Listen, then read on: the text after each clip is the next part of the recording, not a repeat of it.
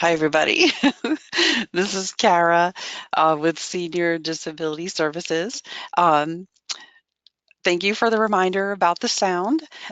You are in the right place if you're looking for our community first choice skill building, supervision and queuing and managing staff train the trainer webinar. And we'll have lots of time to um, have questions and answers and talk about the topic and things like that. I do have some materials that I will share with you. We'll talk a little bit about the logistics of the webinar session first, and we'll just go ahead and get started. The webinar itself, you can see the display that I have up on the screen. It's just a PowerPoint. We're not quite ready to start that yet. You should be able to see that. You should be able to see me too on my webcam. We are sharing by webcam too nowadays, so that's kind of new. We'll talk about logistics and we'll help with some troubleshooting here. You can see us on the computer or your device or tablet. You can hear us on a phone. So if you are listening on a telephone or on the computer itself, either one should work. One of us has written in that they can't hear on the phone. So I'm going to take a quick second and just write back to her and say, one of the tricks that you can do if you can't hear and you're on a phone, or even if you're just on the computer, is you can hang up or click out of the webinar and just come back in. So we'll talk a little bit about that. So I'm going to say, if you can't hear, you can try hanging up.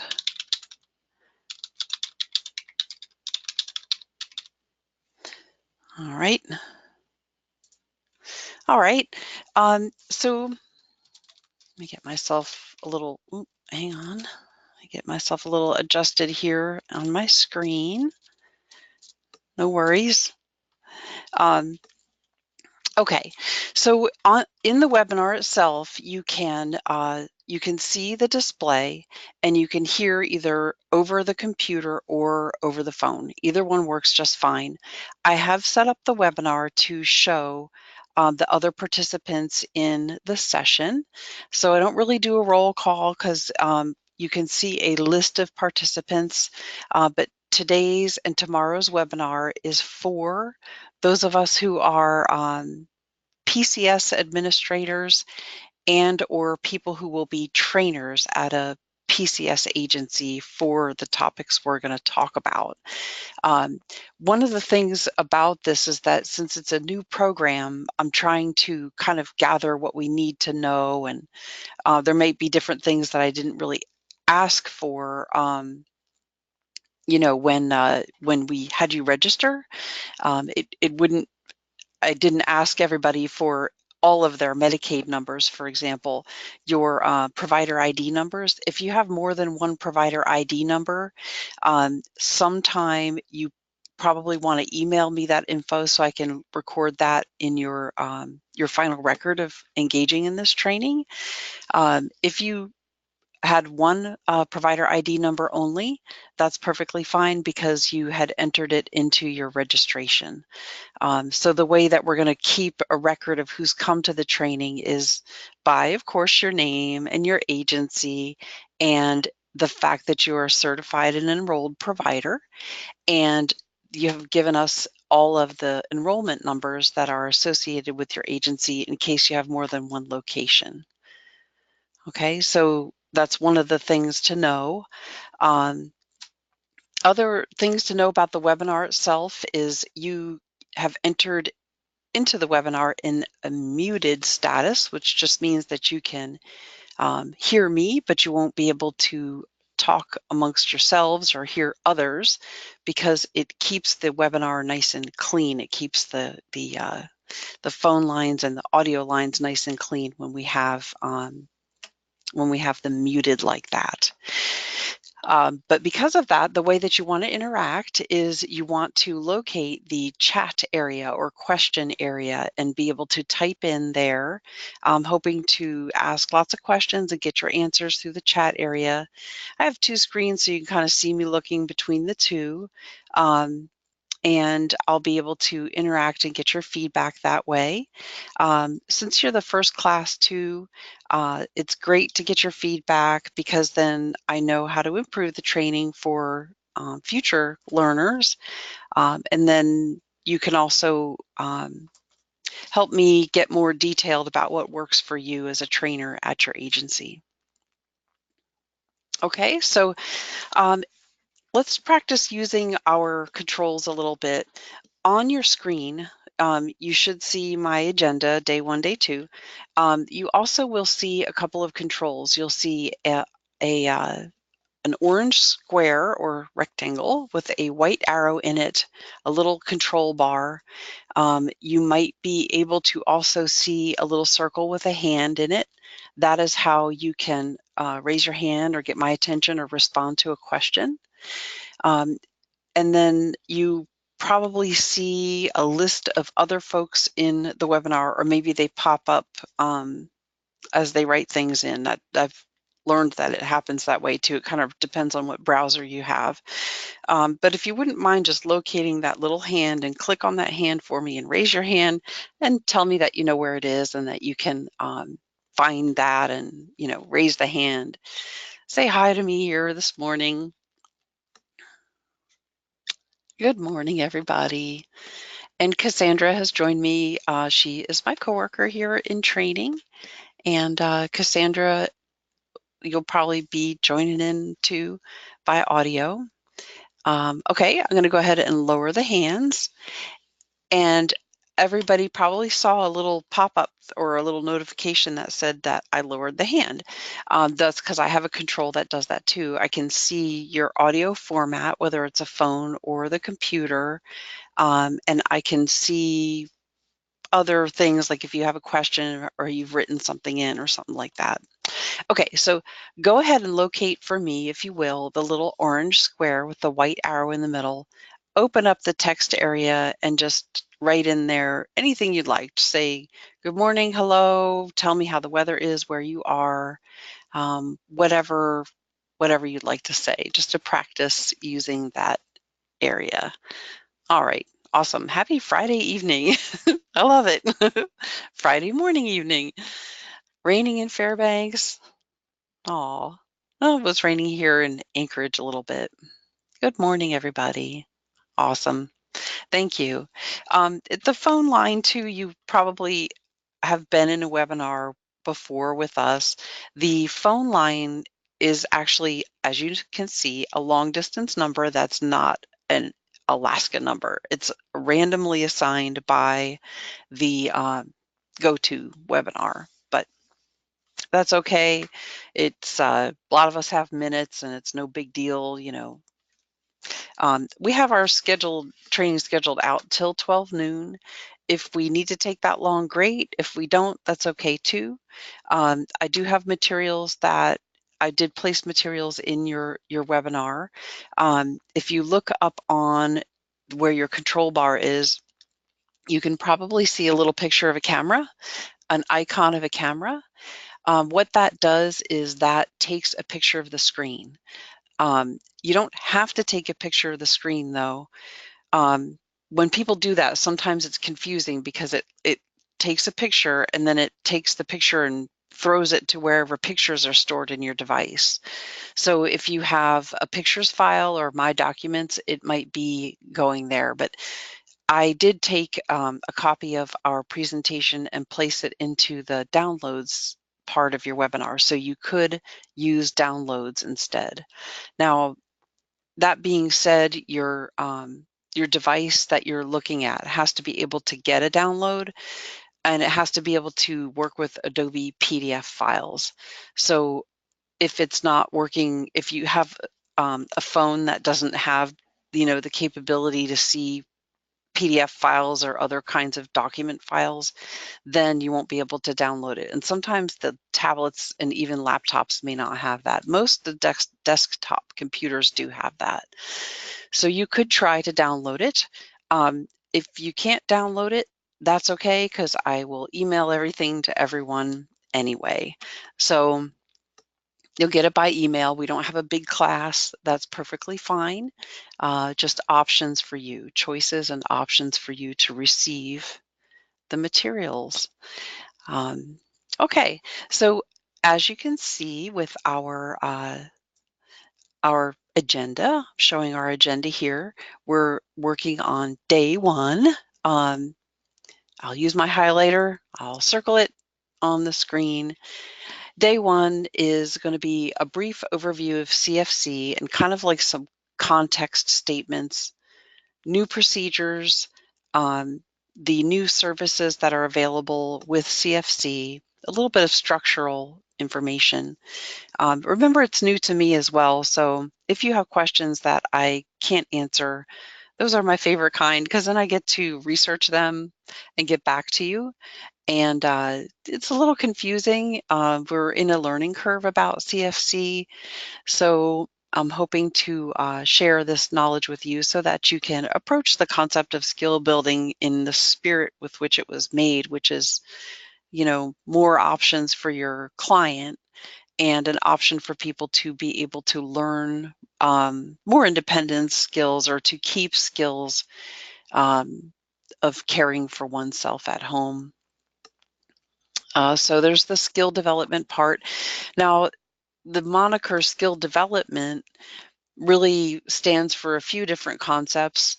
In my training and in my discussions with folks to develop it, skill development and skill building is kind of synonymous with skill building, development, acquisition, and maintenance. So when I say development, it really isn't, one concept, but we can take a look at the regulation and you can see that it does say skill maintenance, acquisition, and I think development. And there are limitations to that, so we'll look at that. We'll look at supervision and queuing, and we'll look at some training for the individual to manage their staff, which is all part of CFC. And at the end of our session, we'll talk about some adult learning practices, and you can share with me some of your reflections about that.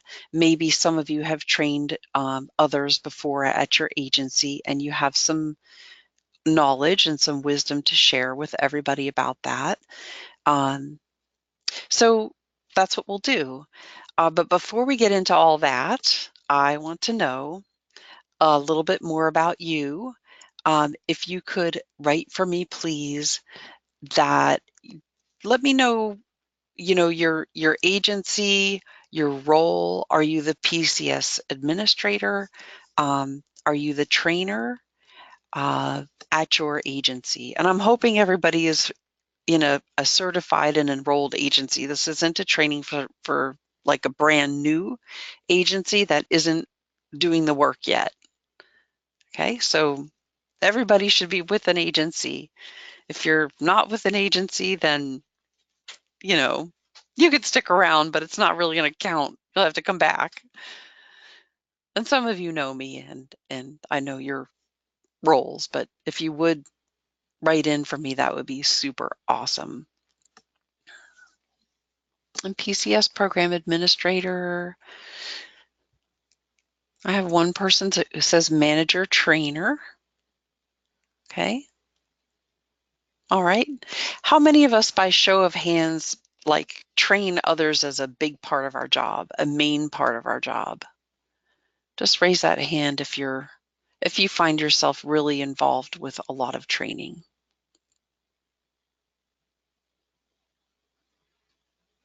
Awesome.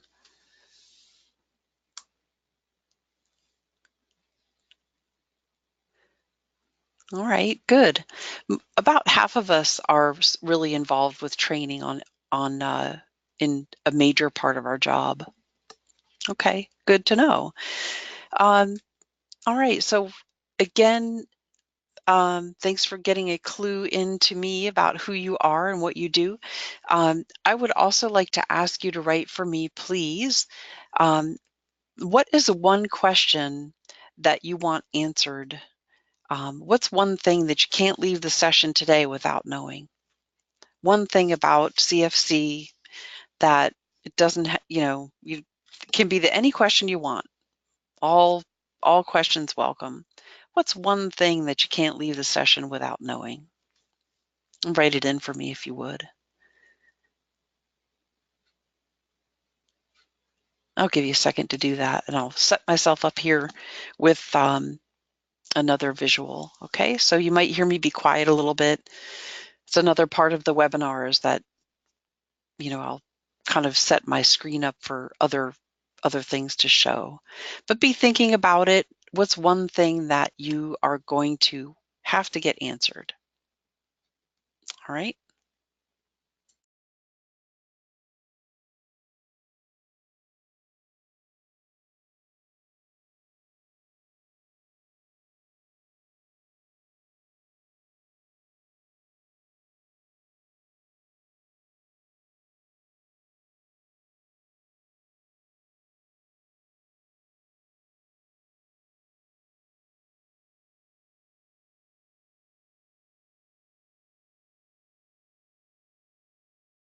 Okay, great questions coming in.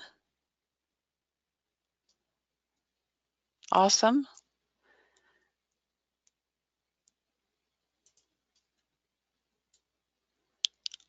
All right, I'll share some of our questions here. GoToWebinar, we try to make it work with the different roles that you have as a participant. They don't show the questions to everyone in this format, so we read them out. We do the best we can to share them. The qualifications for CFC and required paperwork. Okay. The paperwork part, some of that is embedded within the regs that had come out real last week. And I did give a link in a email that I sent to all of our registrants.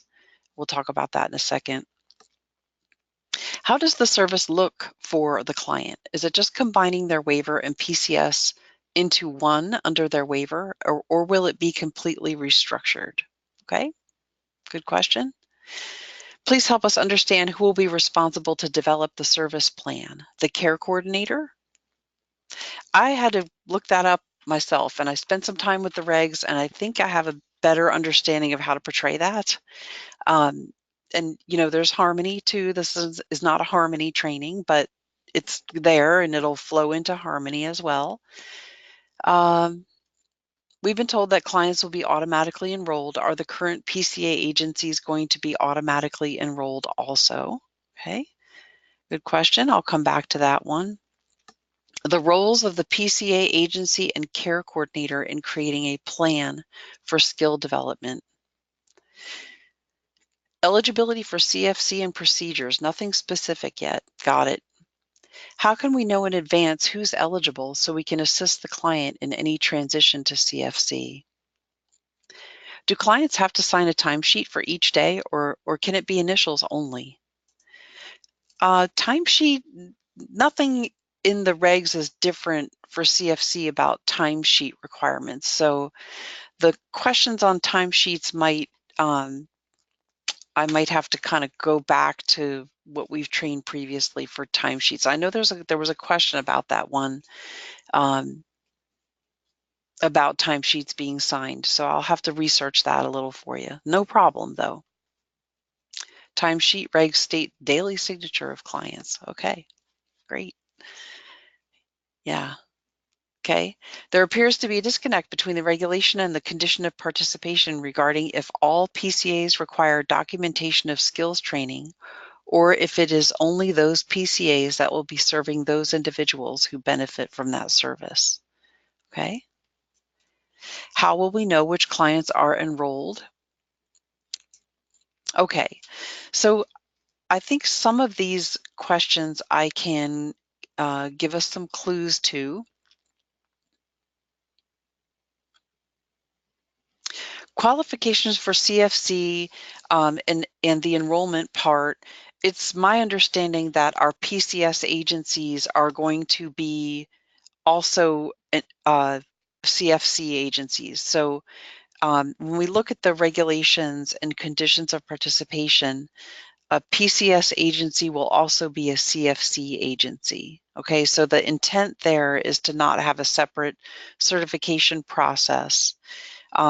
CFC, well, we'll take a look at the PowerPoint. We'll give some structural info about it. But the agency will be enrolled. Individuals, there's a certain category or classification where a person would be automatically enrolled depending on the services that they have. And others had received a letter which allowed them to opt out or opt in, which wasn't really, you know, here nor there for the person. If people had opted out, they could always opt in at another time. And the person would have to choose, if they meet level of care, they could apply for the waiver. And then as long as they are not having out-of-home residential services, meaning they could receive the PCS services, they're living in their home, they could opt into CFC later or whenever. The part about staff, the question about all staff having to have the training, the last time I asked this question, and I can clarify it, so I don't want to say that this is the be-all and end-all, but my understanding was that the first things first, the agencies that are going to deliver the service need to have a trainer who is responsible for training staff who will be working with the person, because it comes through a person-centered philosophy. So we can give you I can give you the concepts of what the skill building service is, but the person is going to identify what they want their outcomes or their results to be in their plan. So it's really like a person-specific service. It's not like a blanket training for every single staff, and then all of a sudden they go in, you know. It could be a specific person through consumer-directed CFC, because it's also consumer-directed or agency-based CFC. Okay, so that's my understanding of that question. How can we know in advance who's eligible? We'll take a look at eligibility. How do we know which clients are enrolled? We'll take a look at that. What's going to happen to the client who doesn't want to be on CFC? They don't have to be on CFC. A person can receive waiver services. They can choose CFC, or they can choose just to receive personal care services. Okay, so we'll get to that. Is the training premature since the regs were just signed? It seems like all the information needed to answer detailed questions is not figured out yet. You know, there's no time like the present. This training will qualify you to be counted as a trained agency so that you can go forth and train staff who will do this work. Our regs are effective October 1. So we're trying to get started, and then, you know, when you have questions and they come up, I mean, anytime we have new regs, not all the questions are answered in the beginning anyway. So what I'm hoping to do is teach what we have, and identify questions that I can get back to you later with. And then you'll be on the list of those who've completed. So that's like you've been able to check that off your list, and you've been able to get some materials and some ideas by which to train staff. And I hope everybody knows too that when you're doing this, it's not the last time that you would have to talk to me or any of our trainers here.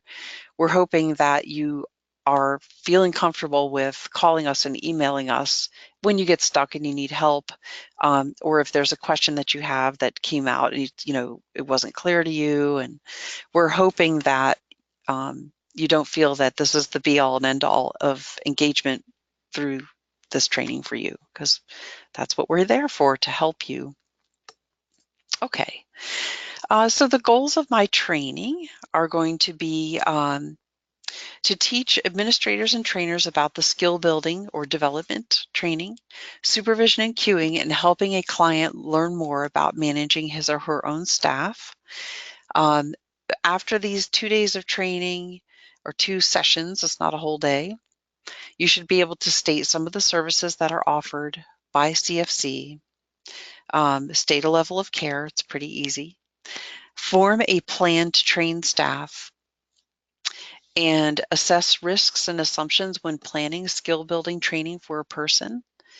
We'll talk about that more so tomorrow, just how to start approaching skill building training with a person. It's pretty simple. My favorite example of it is, we have to find out if a person is, if there's some risks in that training. For example, if a person wants to learn how to turn on their bath and draw a bath for themselves more independently, we have to think about things like, can they negotiate in the bathroom? Can they feel temperature of the water? Things that will keep them safe, so that we have that backdrop by which to help the person build their skill or keep their skill. And you can also form a method of evaluation for your staff who complete your course. Okay, your training for all the trainers out there, the training that you provide to your staff, you will be forming that and documenting that within your agency. And so the training completion, all those records will be held within your agency. It's not anything that you'll need to turn in to Senior and Disability Services prior to being able to deliver the service and bill for it. The first thing to start is to come to this training here. Okay, here's a question. Which direct service will be required to have the training? To receive payment for CFC personal care services, a PCA must be employed and must have on file documentation of successful completion of training to assist the recipient to learn the skills. My best answer is that it's the person who is going to be delivering the service to an individual. The worker has to be employed.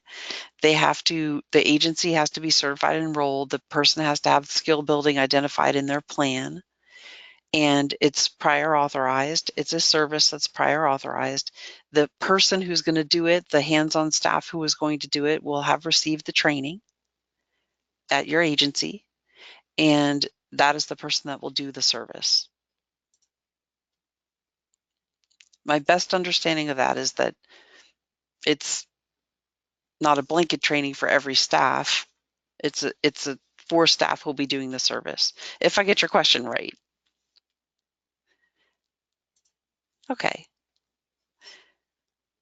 All right. So some of the ideas about community first choice, lots and lots of questions about what is it. It's not a waiver.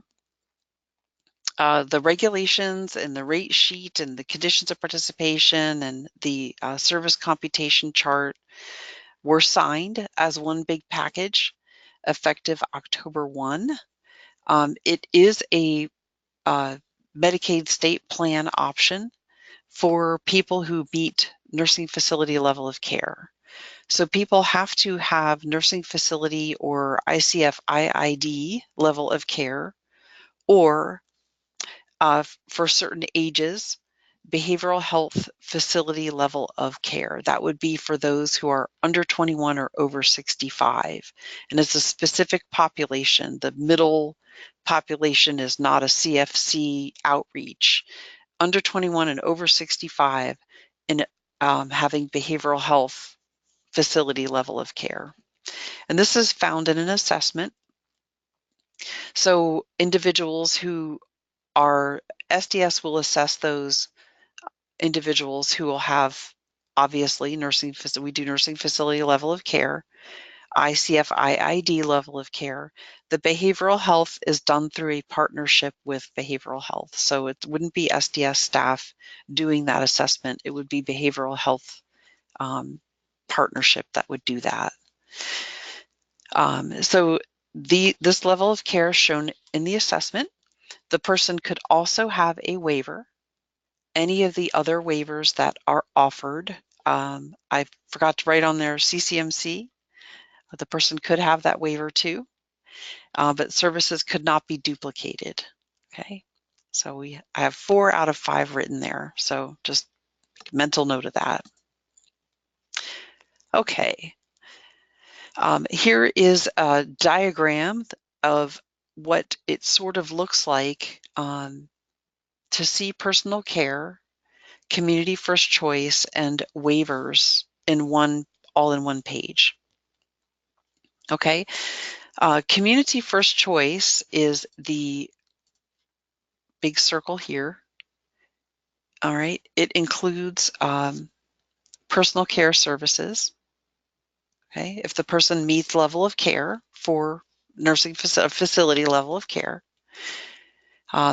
It includes PCS. For a person to receive just PCS, the person would not have to meet level of care. Nothing has changed about that part. They just wouldn't be able to choose the CFC program. Okay, so they have a CAT assessment, just like PCS. Okay, in community first choice, the person meets level of care for a facility. Okay, and the services that are in CFC that are different than the PCS services that we're familiar with are now the personal emergency response system, which was a waiver service, but has now moved under CFC.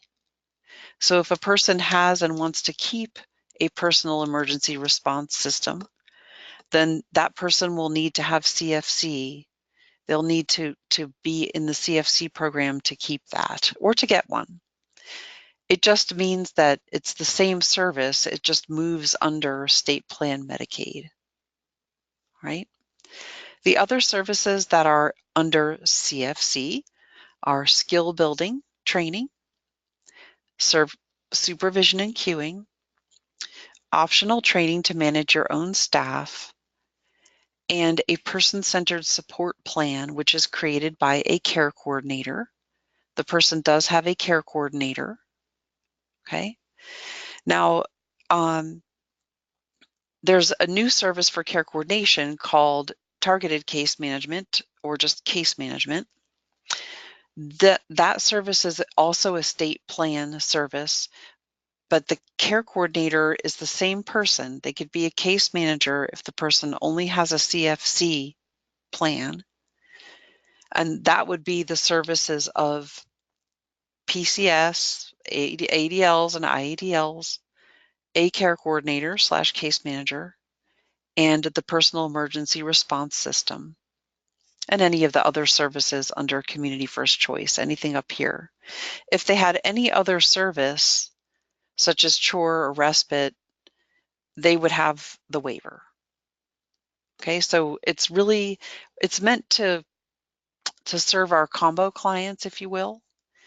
We think there probably won't be too many people who just have a CFC plan consisting of only the case manager who is a care coordinator, personal emergency response system, and then the PCS services and the community first choice services up here that you'll see here.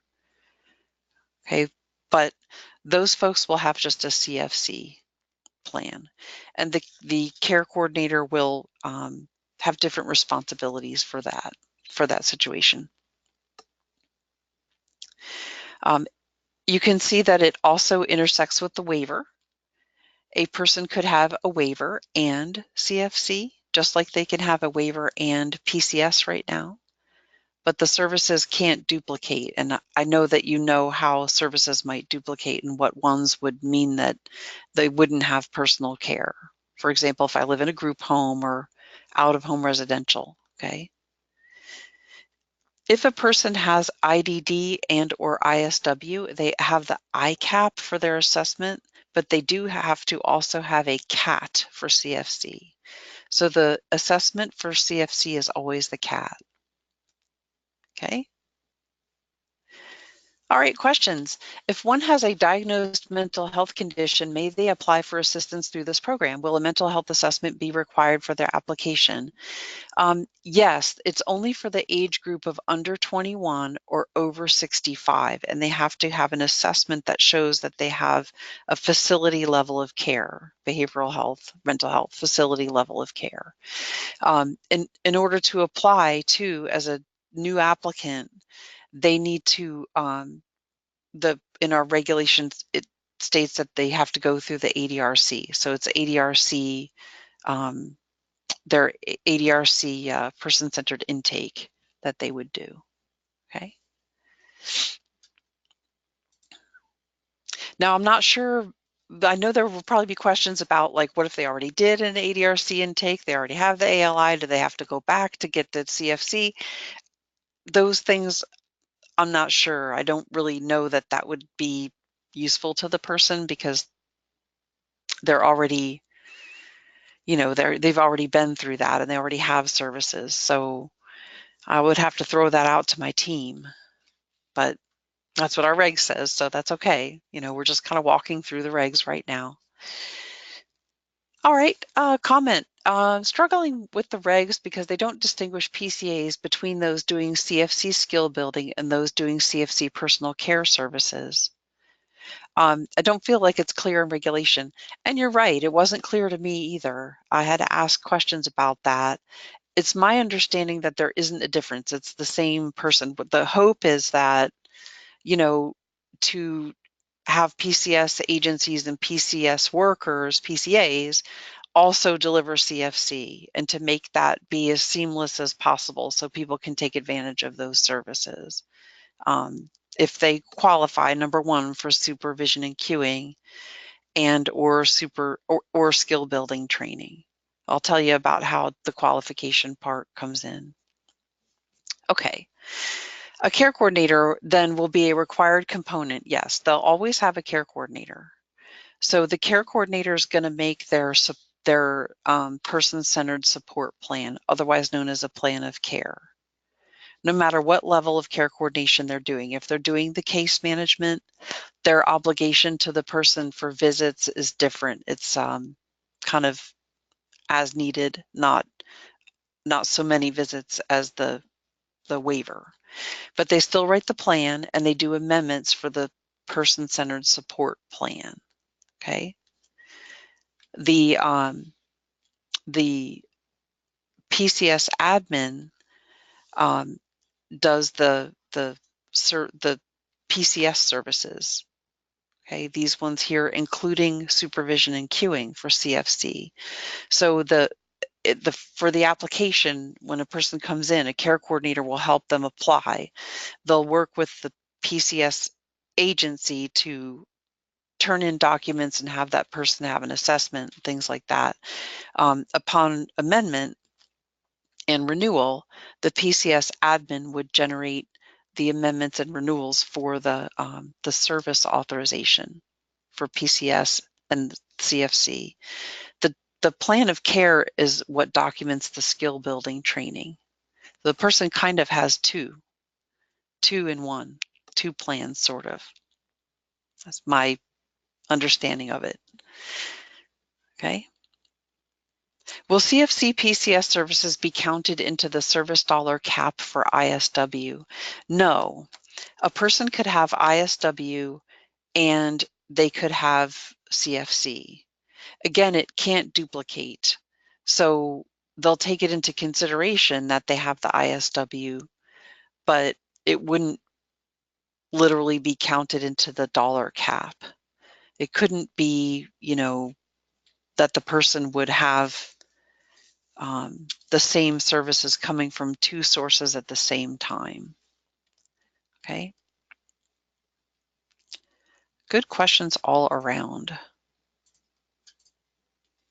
Here's a list of community first choice services. and attributes. These are just kind of what we talked about already. Targeted case management if the person does not also have the waiver. Okay, that's for care coordinator.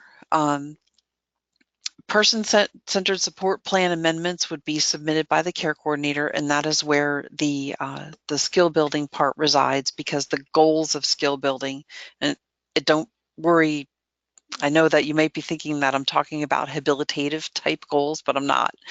The outcomes and what the person wants to achieve for skill building will reside in that person-centered support plan. The supervision and queuing resides in the service plan for CFC-PCS. So those things are going to be, the amendments will be submitted by the PCS admin.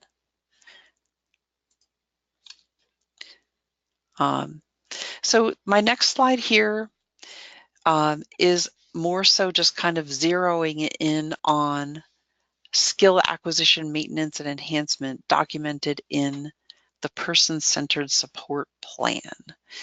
How many of us have read and observed the reg package that I had given a link out to? Just raise your hand. Have you gotten a chance to really take a good look at that? I know some of us have because of your questions, which are awesome. If you haven't, then I apologize for the lighting in here. It just kind of seems like it's dark and then not, but we could take a walk through those regs, a quick look at them. It looks like maybe a quarter of us have really looked at them. We looked at it, yes. A good look at it, no. Let me lower the hands here. At this point, it might be a good idea to take a look at them and call up the high points and just kind of show you how the reg packages come out. They really do come out in a long document like that. And it might help give some clarity to what we're going to look at here in just a sec. So give me a second to grab those and we'll put them on the screen. Hang on just one sec.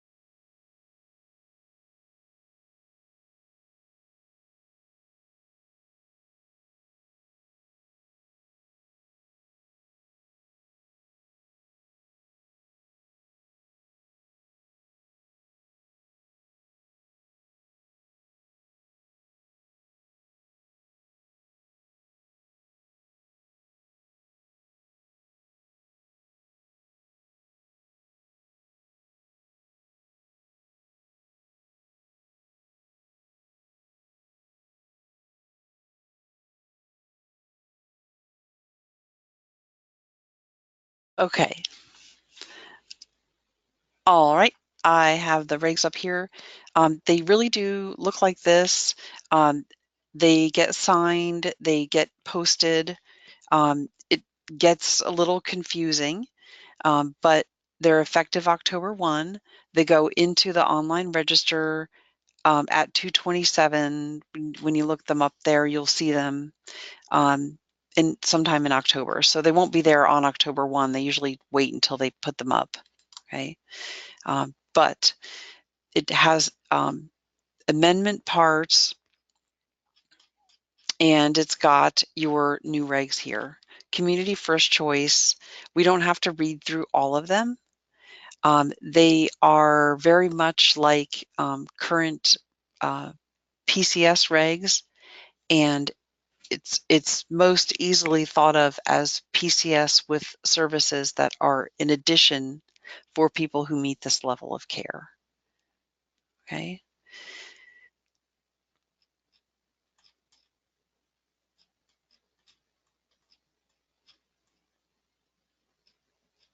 And we talked a little bit about the eligibility criteria, eligibility and enrollment. And so our questions here, regulations don't distinguish in any way that the care coordinator would do anything different for a CFC-PCS individual than they would for a CFC skill building. The regs put the responsibility for applications, amendments, and renewals and the development of the support plan, regardless of whether the individual is going to access the skill building benefit. So the question there is that the care coordinator would do it. The observation is that the regs say that the care coordinator would develop their plan. That's true. My conveying here is that the PCS admin is going to contribute to that care coordinator's body of work that's submitted for that person's plan.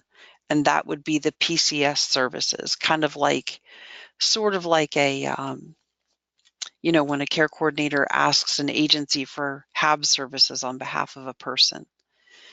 So it will be in a plan, but the care coordinator, they don't work directly with that service. They don't submit, you know, amendments directly without input from that agency about that service. And so some of these things in Harmony, it may be that you have more of a direct, you know, uploading into a collection of info, the person's file when Harmony comes about, but it's more so working with that care coordinator to submit the amendment info, and that's how it happens. Okay. Sorry if I wasn't super clear about that. It's just different. It's new. Okay, conflict-free care coordination will apply to CFC care coordinators. That is true. Yeah, we can't, a care coordinator who's a care coordinator today will also be one for CFC. Case manager, for those folks who have the small amount of services, the personal emergency response system, care coordination, personal care, CFC, and nothing else. They'll be case manager slash care coordinator for them, targeted case management. It moves a little bit of the costs for care coordination under the state plan Medicaid, as opposed to what was regular waiver Medicaid. It moves the personal emergency response system under state plan Medicaid, and it's all Medicaid, but it takes it out of waiver Medicaid and puts it in a different part. So that's it's a costing thing, and states love CFC because the state gets reimbursed 56% as opposed to 50% for the services that are done under CFC. So it's really good because it helps states be able to, you know, infuse funding into the programs through that if they can. Some states have moved more services under CFC. This is where we are right now. And that's some of the backdrop type information that goes into it as well. And it offers some other benefits for a person who wants to do skill building or who needs supervision and queuing. And supervision and queuing is included to meet the needs of people who, a lot of our clients and families experience Alzheimer's, ADRD, but yet couldn't meet level of care for PCA because it didn't cover supervision and queuing. So now there is a measure of supervision and queuing available to the person. So, all right, I am going to, we don't have to read all of them out, but it does talk about the mental health part.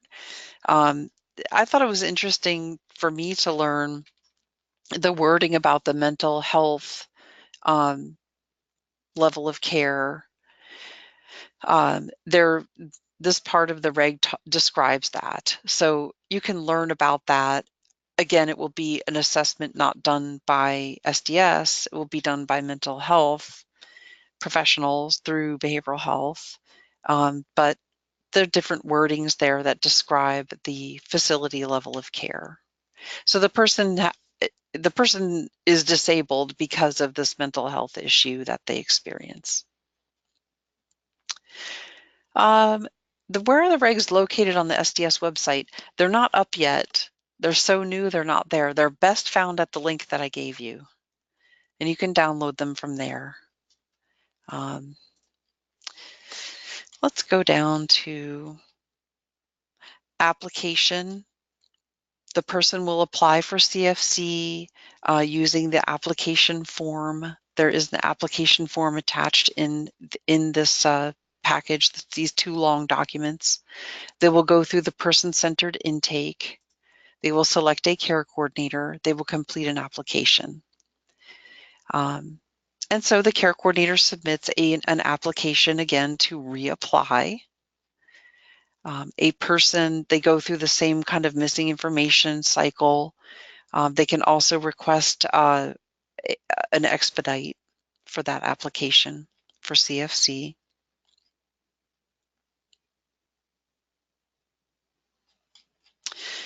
Okay, so I'm going to keep on going here. Support plan development and amendment. A care coordinator submits the support plan, and the person receives a level of care determination. After an assessment or reassessment, the person continues to meet level of care, and then the care coordination is very much like the waiver program. And then that CFC plan, which will be the person-centered support plan, will include all of the aspects of, if the person also has a waiver and CFC, it'll be that all-inclusive plan. And the providers of the different services will give the information to include in that plan. And it does have the planning team.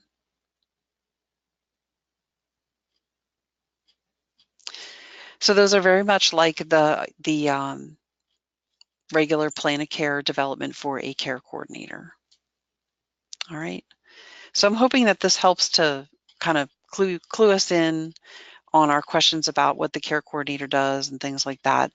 It's a little different than our topic of our training, but that's okay. You know, it's good to ask your questions and to get them out in the open. And you can certainly review these and come back with more questions. That would be, you know, something that I would say that you should do to fully review the regs. And it does have requirements for documentation and very similar to PCS. The place of service being in the home and sometimes at work if the person needs the service during work, but it doesn't change the amount. The weekly authorized amount is the same as it has been in PCS. Okay, so, and the person will still get their personal emergency response system from the provider of that. It's really not different. You know, the provider part isn't different. They'll you know, receive that through current agencies that already provide that. And I'm looking for the, I think I probably need to call up my other document. Mostly this is just our regs and definitions, and it's pretty long. Signatures at the bottom. Yeah. Okay. Our reg packages are always like that. They really do come out in one big long group like that, one big long document. Let me call up my other document and show that to you. Both of these were available at the links that I gave in my little email to you, but I can send it again. Okay. This is the other document that came out. There were two big documents that were in the package. This is the rate chart that was coming out with that, and you can see for care coordination or targeted case management, it's a little different if the person only has CFC.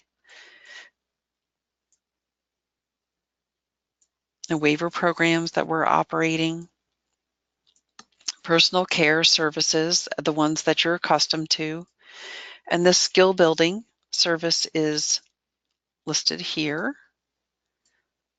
Skills building.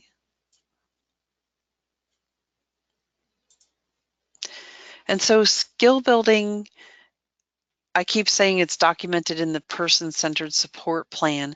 That plan that the care coordinator makes together with, in your meetings with you and your staff, hopefully, about how they'll deliver that service, that is allocated and approved through the plan of care process.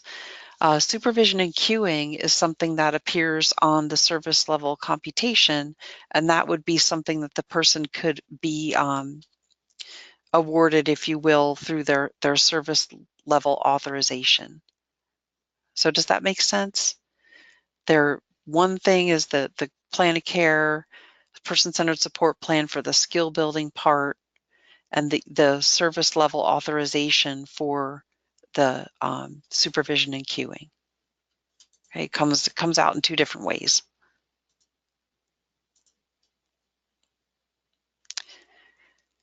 Question says, is my understanding correct that people that qualify only for CFC and don't have waiver services would likely have a diagnosed, assessed mental health condition? No, not only, okay? People who qualify only for CFC, well, people who would choose only CFC, because remember, the person needs to have nursing facility level of care, as shown through the CAT. And the CAT shows, physical and some behavioral needs for care, and cognition, some cognition. If the person's main diagnosis is a behavioral health diagnosis, and that causes them to use the words that are in the regs, to be gravely disabled, and they wish to remain at home in the community, and they are under 21 or over 65, then that person can apply for CFC through behavioral health, but it'll come through SDS after they're assessed through behavioral health. It's just kind of like a population that the programs were developed to serve people who were likely to want to have help to stay in the community. And so it's those age groups. Not everybody who has this would have a behavioral health component at all. Okay, just nursing facility level of care as shown in the CAT. Most people, okay? We're not sure how many people would come in through the behavioral health part for those populations. We don't know right now, but that's part of the structure of CFC. Okay. Okay, so then the rest of the services here are the waiver services. I just wanted to show you that skill building resides on this chart. It's got a time limit to it. It has a reimbursed rate to it. But your supervision and queuing is available as an activity of hands-on help that will come out in the service level computation. Okay.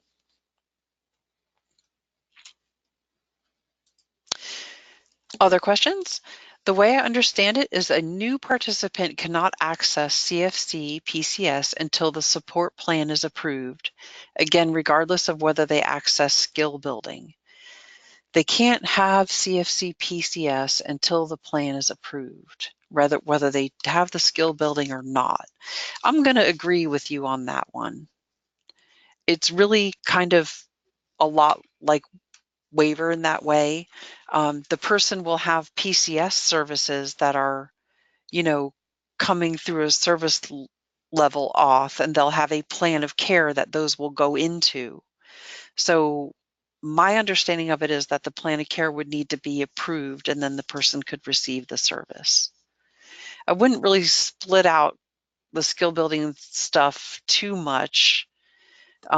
Again, a person can choose to pursue that. It's a choice for the person to pursue.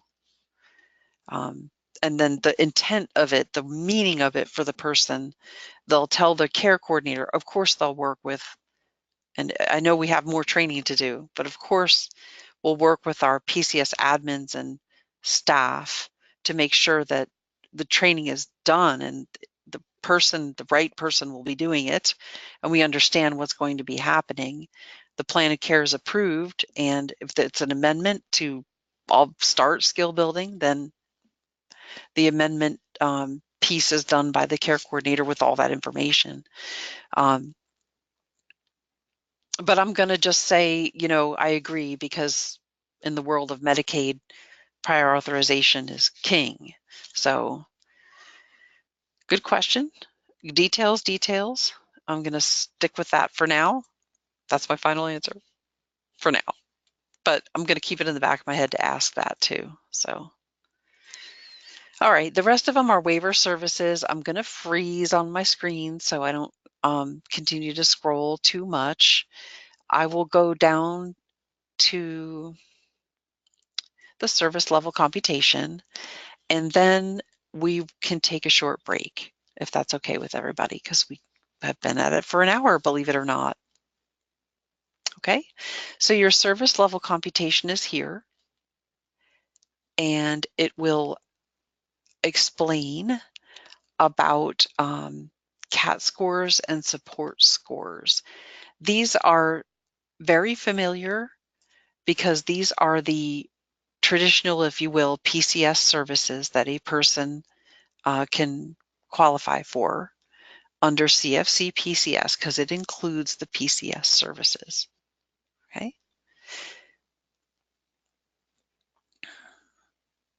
And you can see these here, nothing different here.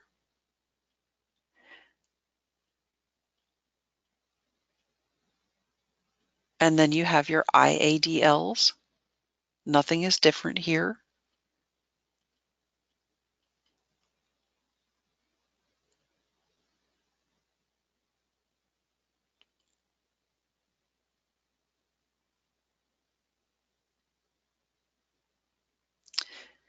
And we're going to get to the part that says supervision and queuing. And I do have a little slide about this too. But when a person receives time for supervision and queuing, this is the kind of score that they need to have in their CAT assessment. So it's for people who are partially participating in their day, in their care and their direction for their ADLs or IADLs. They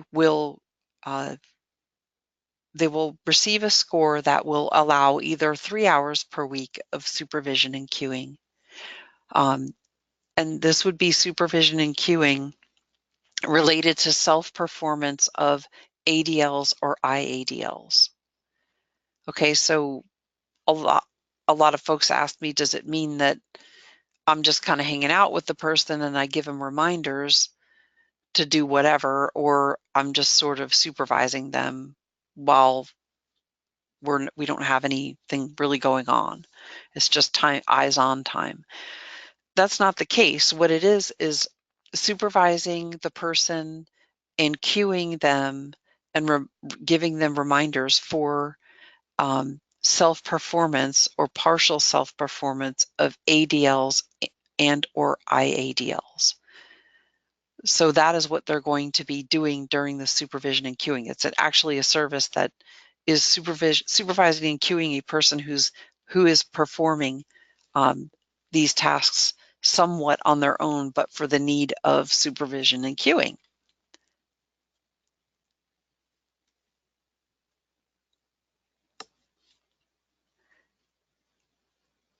And I do have a slide about that. And this just shows the application.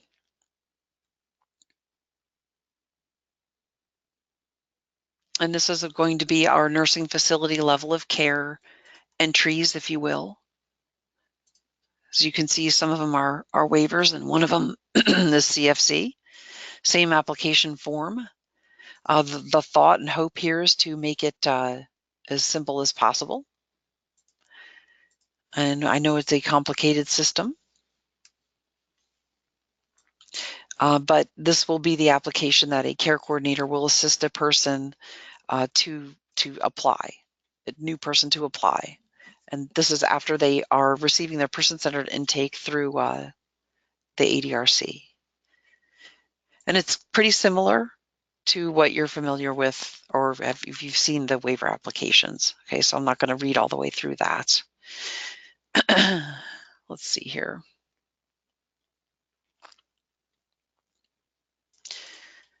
The packet also has the conditions of participation for care coordination.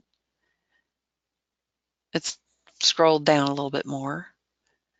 And it has conditions of participation for, I'm going to freeze on that, scroll down a little bit more, for the CFC-PCS provider.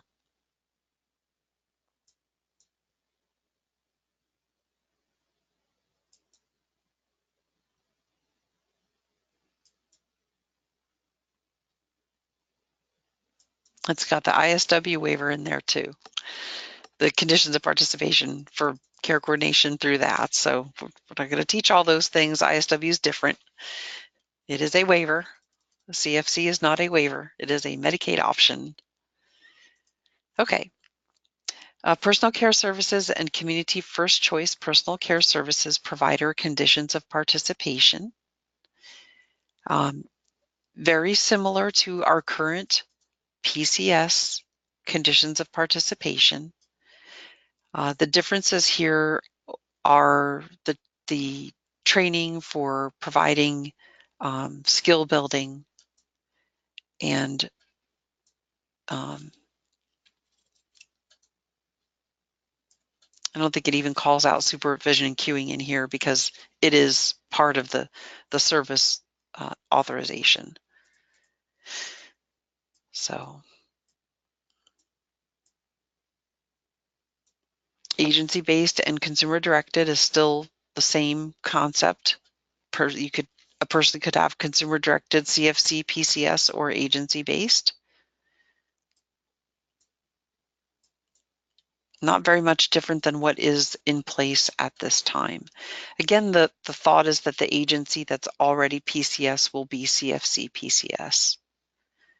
And then you're at the right step right now today to be authorized to eventually, for your person who has it, bill for skill building and skill building and maintenance and enhancement, and to understand and be able to deliver supervision and queuing as denoted in a service level authorization, and to work with the care coordinator for the skill building part in their plan, and work with the care coordinator in submitting amendments to the PCS as well.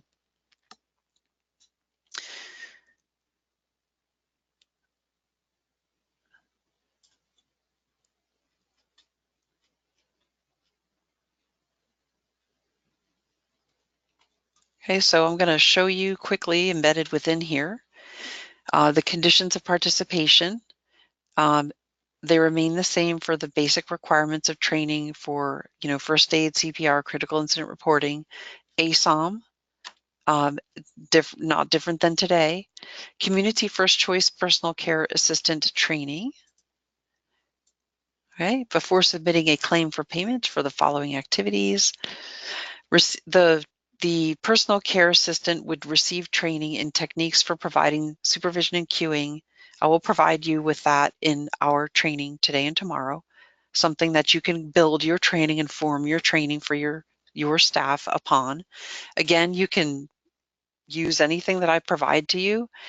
It's not a template. It's not my understanding that you have to completely repeat what I'm telling you, because again, it's your staff, it's your agency. You should embrace their training for supervision and queuing, and you kind of take what I have and run with it. And that is the hope anyway.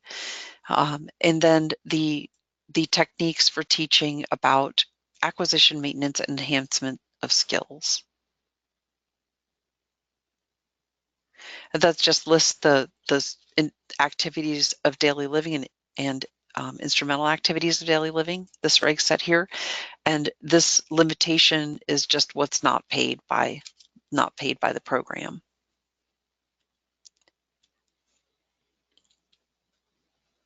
Okay, let me grab your questions here. I will erase those and go back to my regular little arrow here. The rest of it is the same as what you're familiar with for conditions of participation. Okay. The application for non-CFC PCS is significantly different. What happens if a PCS agency completes an application for an individual that ultimately is able to access CFC? PCS agencies will still be doing intake and application for people who may not meet level of care. Okay, so a person can apply for whatever they want. If a person does not want to apply for CFC, they don't have to. There's no requirement that they do that. Applying just for PCS, not CFC PCS, isn't going to be different. They can still access just PCS. If a person meets level of care, nursing facility level of care, or even ICF, IID, or the behavioral health populations that we probably more rarely, that would be a population we may serve, maybe not as many people. We don't know right now how many, but they don't need to opt in. The only way they would have to opt in is if they wanted the personal emergency response system, or if they already had one after October 1, they want to keep it because that service is only available under CFC. So a person could say, no, I don't want the personal emergency response system anymore. I just want personal care, just like I've been having. I don't need that. Then they'll just stay with personal care. If they want to, if they have level of care, they may want to apply for the waiver. They may apply for the services that come in the waiver and CFC, which includes PCS. Okay, so they may not take advantage of skill building. A person may not want that. They may take advantage of supervision and queuing. They may not score for it. Does that help? You'll still do intake for people who aren't meeting level of care, and they'll just have PCS. It's probably, I mean, right now I'm thinking it's kind of like an observation is, if people meet level of care, they could probably apply for the waiver. And if they want, the services at home, then, the PCS services and other services that they meet level of care, they may apply for the waiver and they could have both. It won't be the service to them for PCS services won't be different. The plan will be a little different with CFC and both, including those additional services for them. Okay. All right. Agencies don't know who's going to meet level of care, and it creates two sets of requirements. It's true, agencies don't know who's going to meet level of care. It's really not, we can't pre-assess them. And it's really, I get it, I understand, as much as I can. I'm not doing the work like you. I get, that too. And I'm also trying to learn something new at the same time. But the hope is that for CFC, it's there for people who want to use the PERS, we call it Personal Emergency Response System, and they want to take advantage of the supervision and queuing and the skill building should they wish that.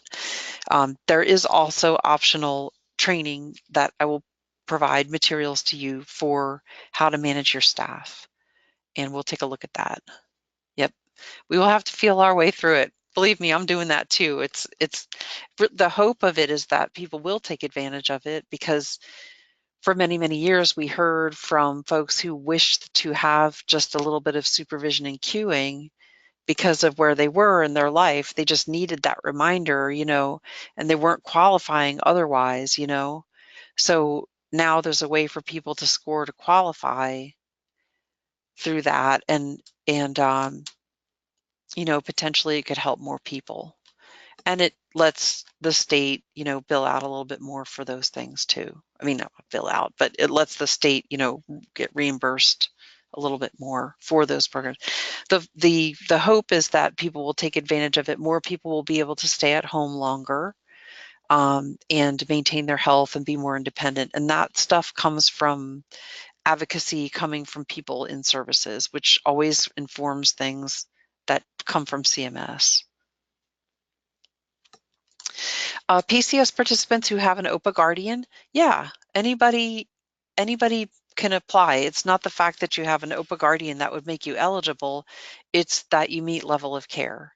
You can have a guardian, you can have a POA, you can have somebody in that capacity to you and qualify, yes. Or not. You could be your own guardian. Okay? Okay, so let's take a break. It's like about 10 till it's 10:48.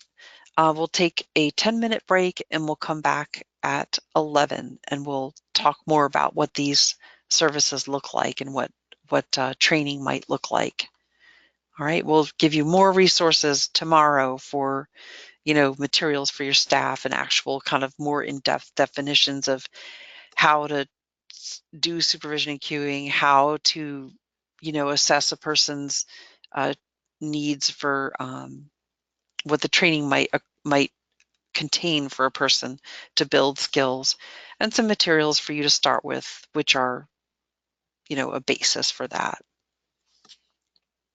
Okay, so we'll take a 10-minute break and I will be quiet here and kind of just show one screen and we'll catch up in just a bit. All right, see you in a few. Thank you.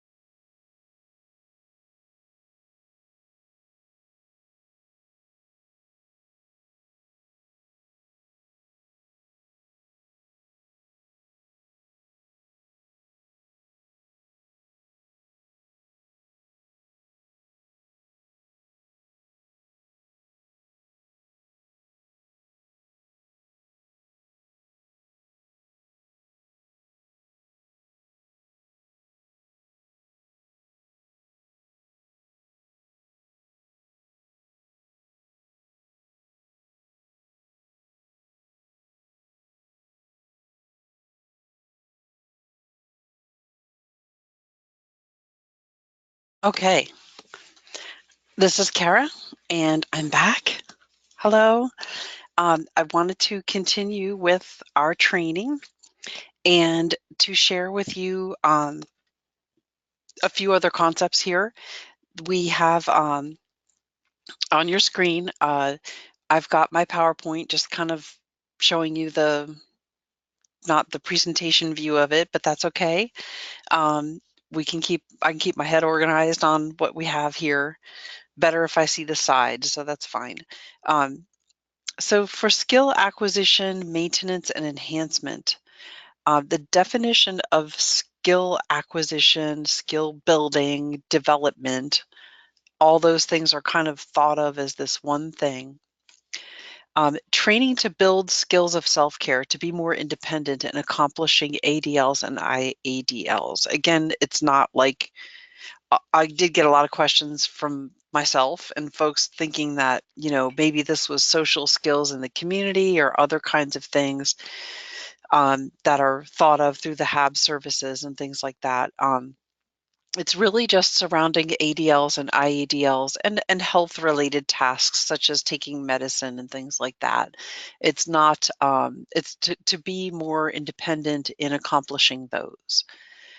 So in our regulation, it says acquisition, maintenance, and enhancement of skills necessary for the person to accomplish the activities. And the person may request time for this training to enable them to perform independently. The ADLs, IADLs, or anything in their other services identified in their service level authorization. So that's going to be the approved services in PCS and CFC.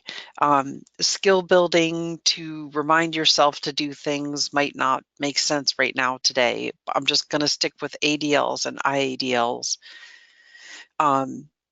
the approved services there. So it's approved only once in the person's lifetime.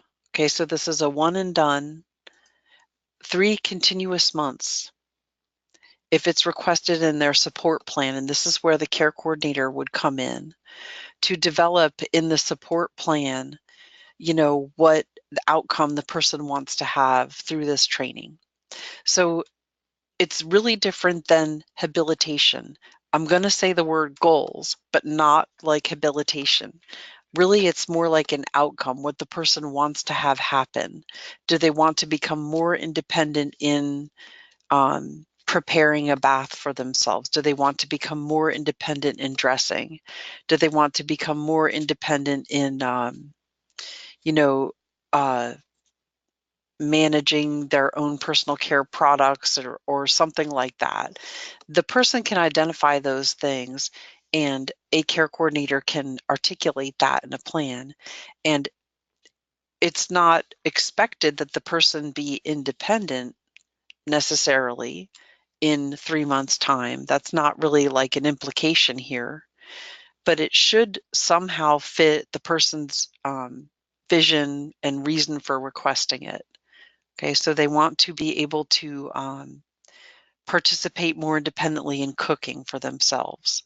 They want to use a microwave or something. I'm just making it up off the top of my head, but they want to do something more independently that is an ADL or IADL. And so what it means to the person and the outcome they expect to achieve is articulated by that care coordinator, and then the team works together with the staff who's received the training on how to help a person build skills or keep them. They'll come up with a game plan, if you will, on how to train that person. And so it is documented as such. It goes in, it gets approved, and then the articulation in that plan is what gets documented for the staff doing that. I do have tomorrow some ideas about how to measure progress in skill building, maintenance, and acquisition. It is not goals and objectives and habilitation because of the time limit. The habilitation services are pretty much expected to be ongoing just because of the kind of waiver the person has, or perhaps their age if it's a child, you know. This is 3 months. That's it. Okay, so the other limitation of it is that if it's approved, it's limited to not more than 3% of their total number of hours. And it can't duplicate other HAB services. People were asking about, sorry that this is covering it up, but it got weird, about asking about, could this training be something like setting a person up, like having something placed so it's easier for them to get it, and then having them get more used to interacting with something like that, like an environmental setup. It's hands-on training done by the support worker who remains in proximity to that person. It's not habilitative and is time limited. So folks have asked, like, well, what about if I could give them reminders, you know, if they had a device that would give reminders, like a pill box or something else that had an alarm on it that would remind them to do something, or, you know, that would create their independence. This is not the same thing. It's a teaching and training to a person while somebody's right there doing it. They're not accomplishing it for them. When I say hands-on, it doesn't mean that I'm doing it for them, you know, because the person needs to be doing it. They need to be working on progressing or keeping something that they can do, and they feel that they just need that 3 months time in order to have more chances to practice and to stabilize in that. They believe they can achieve that ongoing past 3 months for maintaining a skill. So this is a better definition, I think, of skill acquisition, maintenance, and enhancement that is found in the reg. For supervision and queuing, it is documented in the service authorization, service plan, if you will, support plan, person-centered support plan, service plan. The definition of it does occur in reg at the end in definitions. I did put the regs, the long document that we were looking at, in your handouts. So if you wanted to grab those and download them, if you can, go for it. Just know that they're super long documents with all the evidence things that they have to put in regs at the end of them. And it's interesting to look at, but they're not split out yet. They're not online yet because they're so new. But they do have definitions of supervision, observing and giving direction to a recipient as needed and at the time an activity is performed to support their independent performance of an ADL or IADL.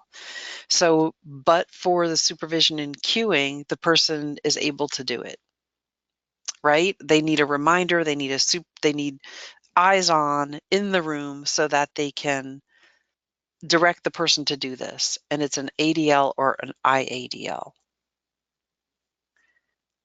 So queuing, verbal or physical guidance provided at the time of an activity is to be performed. It serves as a signal to perform it. So it could be a verbal direction, a reminder. It could be like just a touch, you know, like just touch on the arm. Oh, yeah, okay. I remember what I have to do. It is helpful for a person who's partially accomplishes them, but for the lack of supervision and queuing. I have had folks ask me if this could be something like, you know, the concept was like, could it be a neighbor who comes over once in a while, you know, and looks after the person for a little bit? Could it be, you know, a baby monitor that somebody gives a direction with and they're not in the same room? You know, could it be a technology thing that they give a direction, or, you know, those are different things. That's not supervision and queuing under CFC. It is an actual service that is supervising and queuing while the person's doing the activity. Okay. And then the next component I want to share is the optional training to manage your own staff for our recipients. So I have a booklet here that I would like to share with you. I want you to know that it's very much kind of like a final draft. So I would love to put more pictures in it and things like that. And I'm hoping that this is useful to you to share with people who want to learn more about managing their staff and to give clear instructions. And I've attempted to write it in plain language. And some of it is just I'm trying to help the person, and I know that everybody here probably has documents that they already use for this. You've been doing this for a long time, so you're pretty well versed in helping people understand their care. But we can review it, and I will throw a copy in your box, the file drop here, and I will email you one as well. And I certainly welcome feedback. I do have to kind of fix up. In fact, it doesn't really have a lot of graphics and pictures. I don't want to have complicated ones, just maybe some more pictures. But this is attempting to be all about the person. And it doesn't have super specifics, but maybe some things that people might have not have thought about when they want to actually hire a staff, so to speak. Voluntary training to help a person choose, manage, and dismiss a support worker. You could take the training even if you don't have CFC services and you just want to know about it. I really don't mind who is given the materials if they're an individual or a family member and they just want to know about it and they can use it. You can use it to give to them. The training for a person to manage their staff is also not meant to be a cumbersome thing for the provider to do. I think my vision here is to basically offer the person this document and or your documents, quickly review it with them, and just give them an option to ask questions. I really don't have any required, it has to be this long and has to do this, that, and the other thing.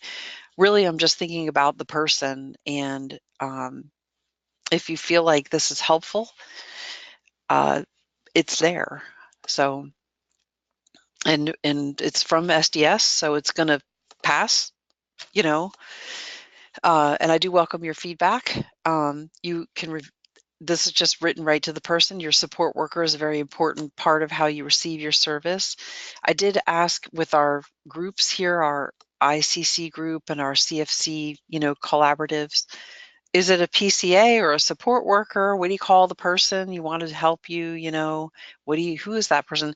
And they said PCA, and I kind of just used generic support worker, and I tried to find all the support worker ones I put in there, and change them to PCA, but I might not have found them all.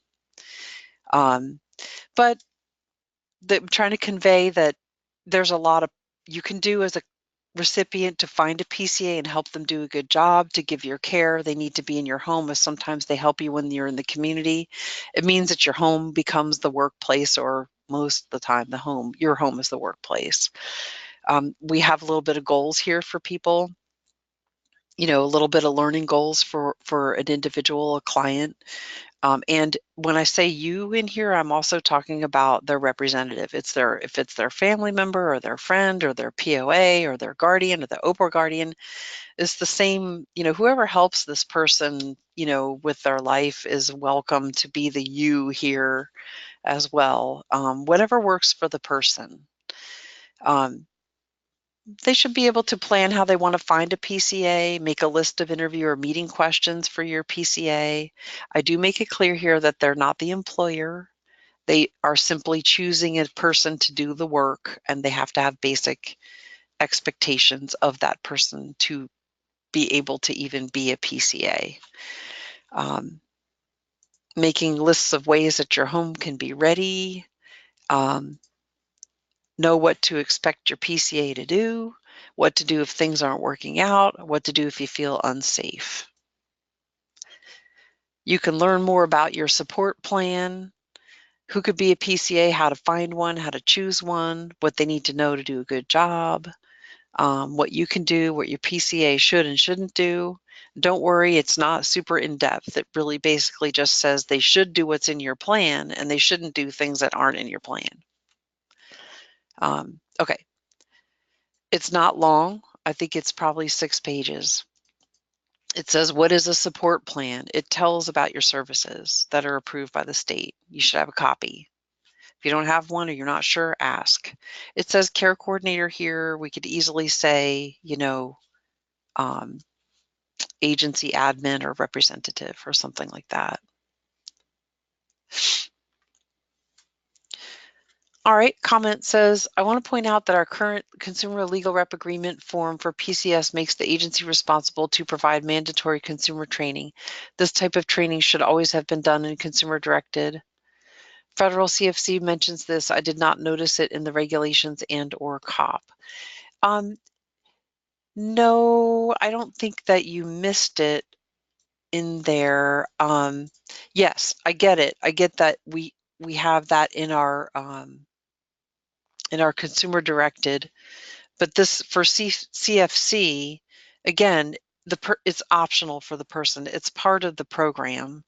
So in order to implement it, the person may not even have consumer directed. They don't have to have consumer directed to know about these things. If they're going to, be selecting PCS workers, maybe they would be selecting them through people that you provide. It might help with that too. Okay, I just know that it's part of our CFC program. I'd have to go back and look through our regs and COPs and determine where that shook out. All right, I can do that. All right, PCA shouldn't do things that are not in your plan. Who could be a PCA? 18 or older, able to pass the background check. They need training, physically able to do the work. If you have someone in mind, you can ask someone you choose to be your PCA. They have to work for the agency.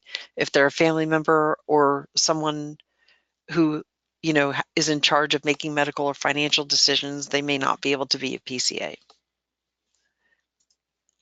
Agency can help the PCA get the training they need.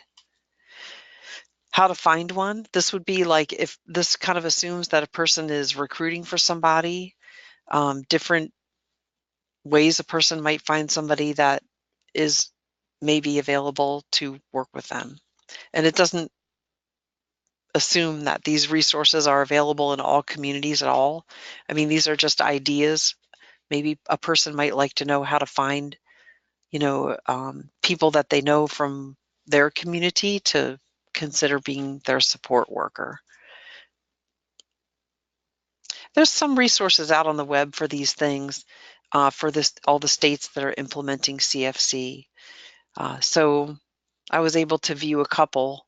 Of course, they didn't look anything like Alaska, so I was like, oh, okay, some guidance for the person. Talk on the phone first. Here's a script for if somebody was uncomfortable talking about their care needs or just needed words to articulate the person or their rep.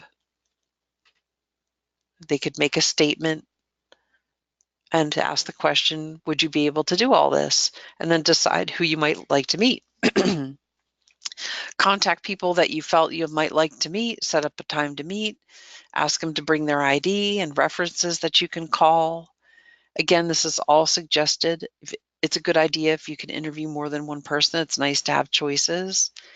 What to do when you meet with your potential worker to interview them.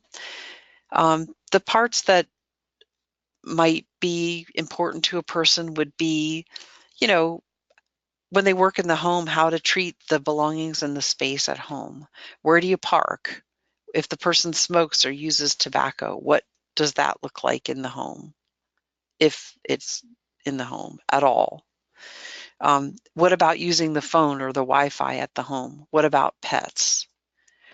These are all the things that the person can talk about, and you can call the references if they wanted. Again, it's kind of involved, but maybe someone would do it. I don't know. The concept is that people would have this kind of control, or the assumption is that some people might want to engage in these things. Choosing the support worker, contact the person, let them know, contact the agency, let them know who you chose, let people who you didn't choose know if that's appropriate, and then some meetings to have with your PCA. They'll be doing tasks that are approved in the plan. Talk about how you want each task done. They'll be using supplies at your home. Tell them where they are. They need to understand your preferences for all the tasks. For the work schedule, what to do when they, what time to arrive and when to leave, what to do if they get there early or if they must leave late. Keep a record of hours. You could use a calendar, something like that. All right, where to park. I hear a lot of kind of, feedback about things that are fairly simple to think about, like where to park and smoking and how to treat my belongings and my space. They become a lot of sources of problems if we don't kind of make it clear ahead of time. So this is why we have these kinds of wording. And yes, this document's available to you. I'm going to throw it right into the Dropbox there in your webinar, and I can email it to you as well. Things to think about for a person if they're, somebody's going to park at your home and work with you. Where do they park? Do they block you in? They block somebody else in, or do they park somewhere on the street? How to enter the home? Are they going to knock on the door? They use the doorbell. Where will they come in? If they are waiting at the door, how long does it take you to get there so they don't leave? Do you expect it to be locked at all times? What do you expect? Tell the person. How to communicate. Support plan tells what happens if they don't show up. Emergency information, keep it handy. Safety practices, just a reminder about universal precautions and people, understanding that those things are in place and agencies have requirements for them. I did put that it's best for your PCA and you to tell each other if either of you have any infectious diseases. I know that universal precautions, treats everything like that.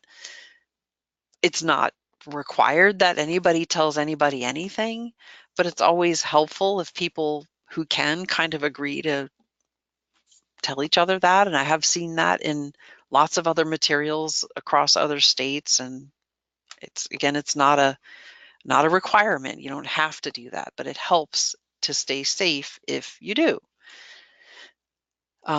Kitchen becomes your workplace. Tell the person how you want these items used. Same for the bathroom. How to turn on the shower and the bathtub, how to fill it, how to use appliances, the bedroom, how to help, in the bedroom, utility room, laundry, mobility and medical equipment, personal food and breaks. PCA should bring their own food and beverage if they'll be eating a meal during their time. Decide on how to handle any trash generated by their meal and or break. People can get upset about having extra trash in the home, especially if it's not food that is from their life. It's just weird smelling food or something like, I have to clean up. What will happen? Will they pack out their food trash or what? Smoking cigarettes, vaping, or tobacco chew. Many people don't think vaping is smoking and they just think it's, gonna vape in front of people. And what's that like? Again, this is agency. The agency dominates. Your policy would dominate any of this. But your person should know how to use the cell phone if they're going to use it. They use the Wi-Fi. Can they plug in a phone? Whatever that looks like. Anybody else who lives in the home, talk about who's there, what's the average day, who comes and goes, and what's their relationship in terms of, like, providing. The whole home doesn't have to get changed around because the PCA worker is there. People should still have their regular flow of life and privacy. And the pets and what's off limits. So you can be expected to be respected for your lifestyle and appearance of your home and have a reasonable amount of privacy. So tell your support worker what's off limits. How you can help a worker be successful. They review the agency employee policies. If that is something that would help your person, the agency might be able to help. Be respectful to others and expect respect. PCA has many responsibilities. What do you do if you have a problem? Contact a supervisor at the agency. Tell about the concerns. The staff, they might be able to help the PCA. You may need to ask for the agency's help to dismiss that PCA from working with you if you have big problems and it isn't working. You could talk to a care coordinator if you have one. PCA is hired by the agency. Okay. How to get help. I just tried to be super simple with this. If you have a small problem, they call in later sick and you have a backup. If you have a small problem, talk with the PCA about it. You might be able to work it out together. A big problem. If you have a big problem, for example, you feel disrespected by your PCA and they don't seem to be a good match. If you have a big problem, talk with the agency supervisor and or the care coordinator about it. If you have a really big problem, you're sick or hurt, you need help right away, you're not safe, there's an emergency, it could hurt you or others or your property, then if you have a really big problem, you need help right away, then you need to call 911 or local emergency services. Just trying to keep it simple. Contact info and then just a checklist at the end. This is for the person and their worker to go over. We've discussed and gotten instructions on all of these topics and a signature at the bottom. Okay, so this is my CFC client management of staff training if they choose to have it for the CFC person. Again, it's optional. It's there, and I'll put it into your file. And let me do that real quick here while I have it.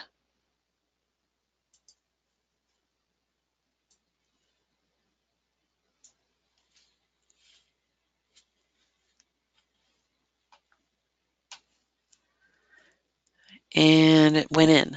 Okay. Comment. I think it's great guidance for all individuals on services, but I think it's important to acknowledge in the beginning that a PCA may not begin work for an individual until approved by the agency. They need to be hired by the agency. They have to be able to meet those requirements. There are some significant delays in getting direct service through the entire process. Agencies can be at a risk if they don't do this. Absolutely. Nothing about what I'm sharing makes anything different for, requirements for the worker and your policies as you've submitted them in your certification, your practices like that. It doesn't, take any of that away. It's just meant to help a person take an active role somewhere within that. It doesn't have to take away any of it. It's supposed to be helpful is what I'm thinking. I know it doesn't have every detail. It doesn't have all the pictures that I would have hoped to find of different people and things like that. So hence it is a draft, but you certainly can use it and we can certainly stay connected and you can get further drafts of it. Okay. We did look at the COPS like this, and this is just a little slice out of that. Okay, submitting a claim, they must have on file documentation of successful completion of training for that personal care assistant. So that's my generation of my answer of it's the worker who's going to do the work, not every worker under, in your agency. The one who's going to do the work for a person. They have that training. Okay. Last couple slides here are going to be more so framing up adult learning concepts. I would like to share that with you, and those of us who are trainers. Let's kind of shift gears a little bit here. The basic principles of adult learning. We can look at this one first. Okay, this is cool to look at because it's more so of a picture. Those of us who are trainers and helping people understand and do things, and we really want to shape their behavior at the end of the day. There's no way that I could train every single piece of adult learning, but I can hit the high points today. We can talk more about it tomorrow, but within your training plan for people who would receive this training, you should be thinking of them as adult learners, and you should be able to create some basic ways for them to engage with the material and engage with the concept of serving the person in ways other than just passive. Because here it tells you that as an adult learner, if we have to teach it to others, we're going to remember that. That's one way. So you can think of how a person could restate or present to a group maybe what they have learned. If you do have group learning, you could even do it online. There's no requirement for this to be face-to-face training. But in order to create understanding in an adult learning way, people who are engaged with this material by either doing it or a simulation of the real experience, these are where you're really going to remember most of what you have learned. If you watch a demonstration, you may remember half. If you just see it or hear it or read it, those things are really not going to be retained very much after 2 weeks. It really is for the adult learner, more so the doing of it. So there might be a component in your training where you have a follow-up after they do it or something like that. There might be that type of thing. Basic principles of adult learning goes back to Malcolm Knowles, one of the founders of adult learning, but the essences here are that an adult has a developed sense of themselves. They really aren't looking to be like others, like our younger learners and our younger grades, wanting to kind of conform to a group or be part of a pack and not stick out and worry, all those things are really, really not at the core of an adult learner's being. They have a sense of self and they're constantly pinging off of what they already know to learn more. Adults do best when they participate actively in it, providing examples and stories from their experience so that they can understand the new information. If you identify something that's like what you already know, that is how an adult learns, amongst other ways, but that comparison is vital. A lot of times people think that training adults is like filling up an empty bucket, kind of like back in the day when we were in school and memorizing and things like that.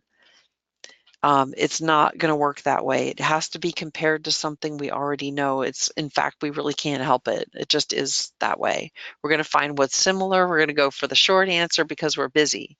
We're adults. All of us are, even your workers and your learners and your clients who are adults.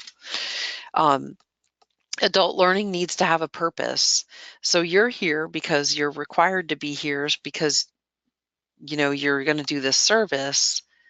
You're also here probably on a conceptual level because you believe in helping clients and you find a satisfaction and joy in doing this work or maybe helping others to help for those of us who are trainers. There is an enrichment to it. It could be a work thing to gain a skill or to get more freedom or to overcome a challenge. Sometimes the adult learner has a lot at stake In other words, I have to learn this or else I fail. I lose money. I lose time. You know, those types of things. So your adult learners are no different. Your service direct PCA workers are no different. They have much at stake and much on their mind. Activities that focus on a social connection or storytelling or critical thinking, problem solving, that motivates adults to learn. If it's possible to use multisensory ways of teaching, then go for it. If not, then you can do the best with what you have. It doesn't have to be complicated. Simply asking people, what's one question you want to have answered before we even start, is something that we do that anyone can do. You can do that in your training too. A lot of it is making mistakes. Because we're problem solvers. We encounter life, something doesn't go right, we trial and error, we learn and it shapes us. That's the adult way. If we give an opportunity to make a mistake, it can help a person avoid making a mistake on the job. And that could be like your learning quizzes and your teaching quizzes that don't really, pass, fail the person out of, in other words, nobody, you can have a quiz where no one can fail. There's error-free quizzing, because it's really about getting the wrong answer and getting the right one right after it, so that they can learn that. That is not, it's confusing a lot of times if you're not familiar with it, but the teaching quiz where you have something, your learner can't fail, because what are you going to do if they do? We can't just dismiss them from the job. I know, they're valuable people. You're not going to do that, but you can give a quiz that is a teaching quiz where they try and try and try till they get it right. And you can make it meaningful that way. People often need accommodations for physical need, like a break or food or learning space that's comfortable. They need to know how much time they're going to have to put into this learning. Sometimes people resist learning due to early negative memories of schooling. People kind of hold that real deep inside, and it's hard to understand where that comes from sometimes. But it's there. It can put up a wall, so people aren't learning what you're trying to teach. But if you use adult learning techniques, you can get around that, at least some of it. And just breaking a complicated topic into a chunk or a module. Adults are busy. People like the 5-minute thing these days, that, they want to just ask, ask Alexa for the answer or whatever. Unfortunately, we won't be able to do that for all of the things we do, but we can keep it short and sweet if we have to, and we should. The link here is a toolkit in adult education for human services. It is quite comprehensive, but I think if you have some time to look at it, you might really like it.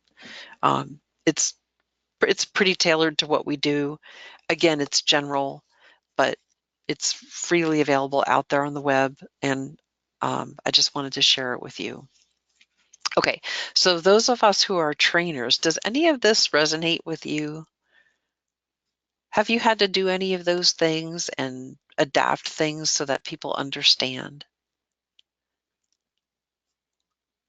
And could anybody give me a quick, maybe a 3-sentence story about any of these things?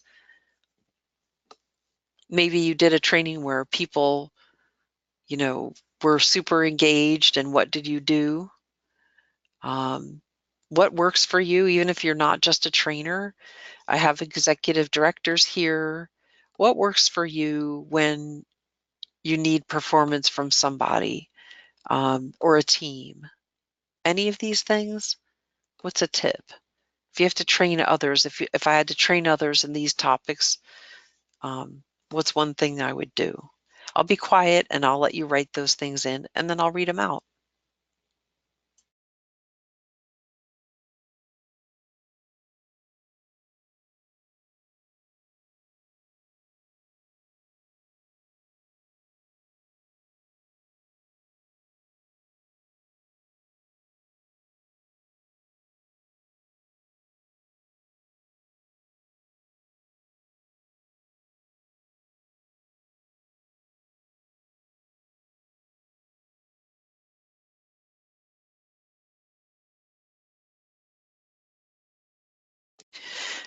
And there's a couple comments just talking about clarifying for understanding and allowing others to tell back what they think they heard. If they're learning a new skill, work side by side. That tells a lot. It really does, because it's like, kind of goes back to the early memories of being taught by the authority figure who's far away from the work. It goes really far to a worker to experience doing the work together with you as the supervisor, trainer, authority figure person. Learning what drives individuals has assisted me in the past to tailor learning moments to what is important to them. It's just like anything else. If you discover what motivates people, then you kind of have that reinforcer right there, the reinforcer for their learning. Asking the direct service provider questions about how they've provided care in the past to jog their memory while providing client-specific training for a future client really helps connect how the direct service provider learns how to provide personalized care for a future client while relating it to previous care. I would agree with that quite a bit. I mean, I'm always thinking about people that if I meet somebody new that I'm providing care to, I'm always thinking about, well, what worked for that other guy? Because he's a lot like that other guy. I remember I had a guy like that. Somebody, you know, somebody had a similar preference or a similar thought, and you know, and really the people we serve are such great teachers. There's nothing like that experience if you have somebody who's an experienced staff like that.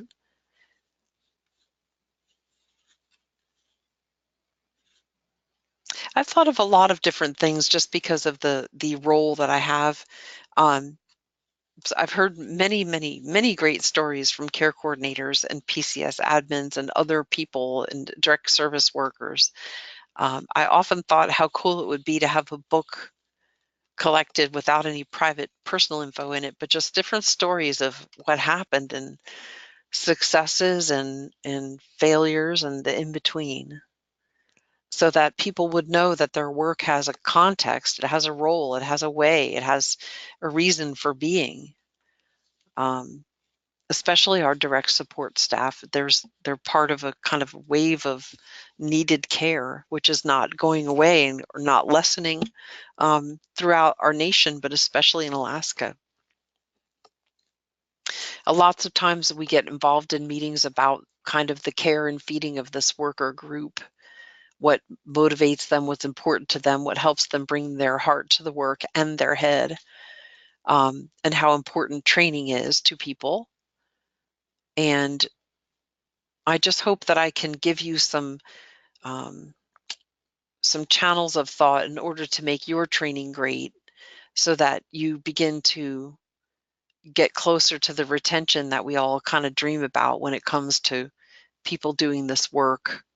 Um, for sure, if you can harness some of these adult learning concepts, no matter how simple or how complicated your training is doing, make your people be part of it, make your learners be part of it, and it will bring them in. Watching the group or person I am training to see if there's a confused look on their face. There are a lot of cues. Of course, I can't see you. I have to rely on what you write. You can see me, but it's hard for me to know if you're doodling. If you were doodling, it would be okay, because that's adult learning too. How many people have been knitting in my class, doodling, drawing, and sketching, and things like that? Sometimes it helps people organize their thoughts. You can ask the person or group if they have questions. You can ask a group to share with another group. Give two groups a topic, have them learn it, and then teach each other. Role play. Have one person be the client and the other person be the caregiver, then switch. These are all active learning methods that you can use in your trainings, and they can be super fun. And people could also be uncomfortable with them. But in all the work that I've done with adult learners, not that I've done everything, but I think it's okay to have people be a little bit uncomfortable with the topics, I'm not saying that people should be in terror and scared, but I think people kind of stay awake a little bit more if they're challenged or uncomfortable. They think, oh, that's different. I'm not, I'm not sure. Of course, we shouldn't cross lines and, you know, go over the top with inappropriate things. But if people are a little uncomfortable with a new topic, it's probably not bad. They'll get over it. They're adults, they're resilient. They got this far. They're not going to die now. Also observing if they're doodling or really using, PowerPoint, I can tailor the teaching method to their strength. Yep. If the topic can be presented physically, it can help with learning the concept. Absolutely. Any way you can give a person a say, they could, you could have a client example, like they could build a client, let's have this client is this age and this gender, and they have these needs and these preferences, and have a team make an example client, and then teach to what that fake client that they made up would need. Any way you can draw people in and have them have an ownership of it. Another thing that I've learned that adult learners love, and everybody laughs when I say this because it seems like it's a big cover for my mistakes, because I do make mistakes in training, but adult learners love to find the mistake that the teacher made, they love to find the mistake, so you can actually kind of exploit that, and you could say, these things are true, one of them's not. Which one is it? Discuss, and you can kind of make it, why? Why is that wrong? You can really bring people in, and you can refer them back to regulation. You could refer them back to your policies, things like that. People like to find the wrong. It's kind of like a critical, especially I think in this field of work, you attract so many people who are really kind of really liking to help others and advocate. I'm not saying that people should always advocate, because people can advocate for themselves. I get that. Individuals can advocate for themselves, but something about finding the mistake really makes people in this field come alive. So you can use that too. And plus, when you make a mistake for real, you can just say, wow, you get the cup of coffee today because you found the mistake. Because it's many times the instructor's learning along with, especially when topics are new. And that's just the lay of the land, if you will. And so, we're going forth with newer topics. I appreciated your questions in the beginning about, would this be something that would be better done later because we don't know all the answers? I think we know enough to go forth and train and to generate good questions and have a basis to go by. No, we don't have all the answers. But we have CFC coming. The regs have been signed. And tomorrow we'll talk more about the teaching techniques, and you can be able to form some ideas for training that you might have for your people to learn how to train skill building and supervision and cueing. So I'm going back to your questions here. The service, how does it look for the client? Hopefully I've explained that, you could have a waiver and PCS, you could have a waiver and CFC, but without duplicating. There shouldn't be too much different for the client. They might be taking advantage of new services. They might have more time, for example, for supervision and cueing. They might learn a skill or keep a skill. Hopefully they do.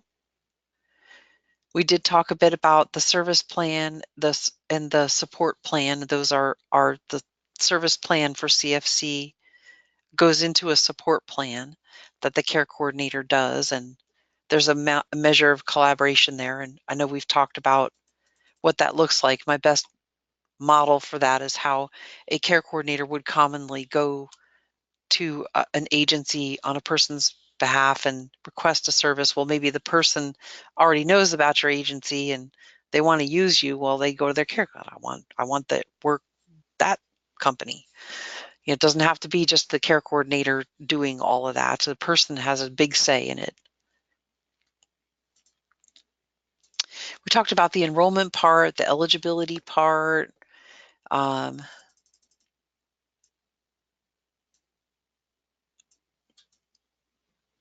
think we had some good discussion.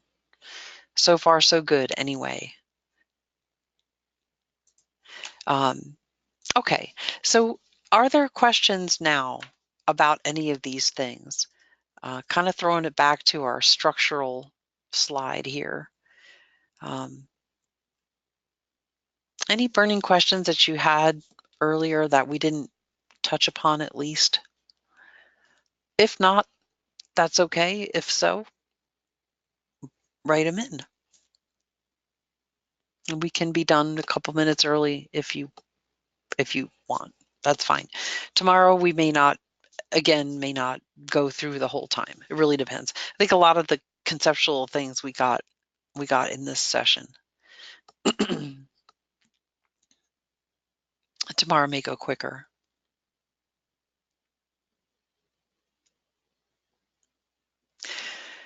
The CFC applicant will have to be screened through ADRC. Yes, they do. That's in the regulation. They'll come through the person-centered intake with ADRC.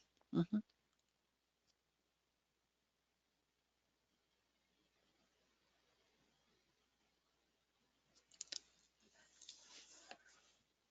I'm not sure about people who already have that plan, the ADRC person-centered intake form. If they've already done it, I'm not sure that they'd have to go do it again. I'd have to ask. It doesn't seem that they would, but for a new person. Hey, Kara, this is Delight.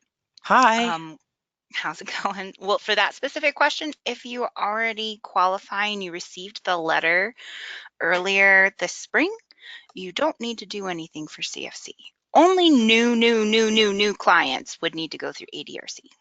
Okay, awesome. This is Delight Mells, one of our co-trainers here at Senior and Disability Services. Thank you. I think you were just in a CFC meeting, right? Yes, yes. See, I should have known that, but I didn't know. Cool. Thank you. I have a lot to teach you. Yeah, I just sure learned it myself. Yeah. I'm sure you do. If we receive a referral, we will need to direct them to ADRC then, correct?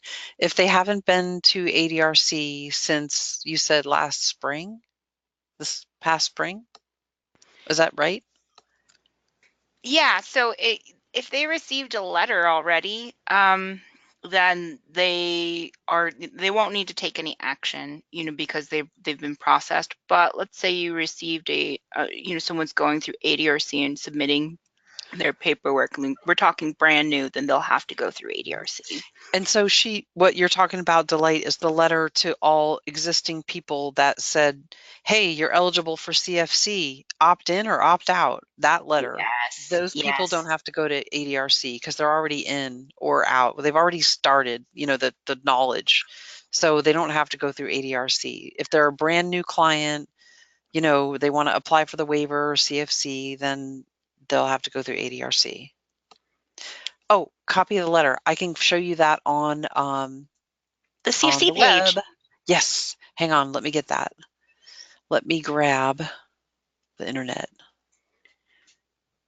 While Kara's doing that, I can just speak to the fact that if they've received that letter and they've been offered to go to join CFC, if they're existing participant, then they don't really need to do anything. Everything kind of will reset when their renewal application goes through, and their renewal plan and their assessment, reassessment, all of that in the course of the cycle of their program, or their participation in the program. So there really isn't anything that you have to do. Of course, if something's going on, an amendment is needed, like something is happening in their care needs to change, then yes, that you could submit an amendment. But as far as applying for someone that already is receiving services, you don't need to take any action.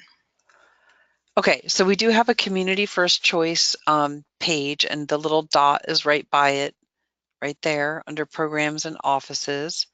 So I'm going to click on that.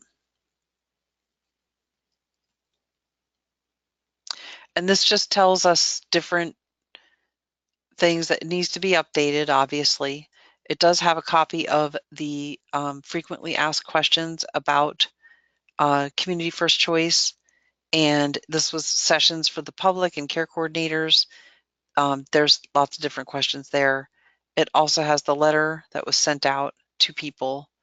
That is a copy of the letter to opt in or opt out or opt in later, and an opt-out statement if they did not want to join Community First Choice. And if they don't join Community First Choice, they can keep PCS, but they won't have the supervision and queuing. They won't have the skill building part.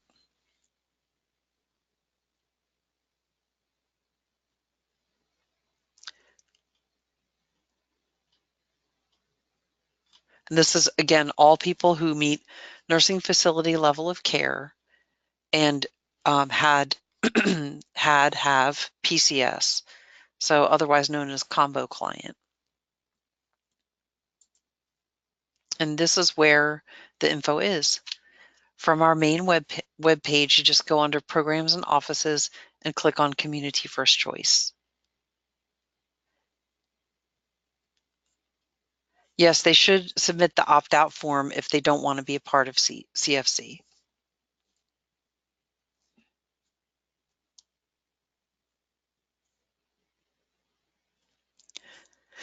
Okay, it's just about 3 minutes to noon. I want to thank you for spending time with us here this morning and learning more about the program, the structure, and the regulations and the requirements for training. Tomorrow we will learn about, let me go back to my agenda. Day 2, teaching, basic strategies, options for planning, people responding to their environment, the home, what's around them, different learning styles, methodologies, outcomes, a little quiz, and a survey for you. Okay, and you'll have another booklet tomorrow too.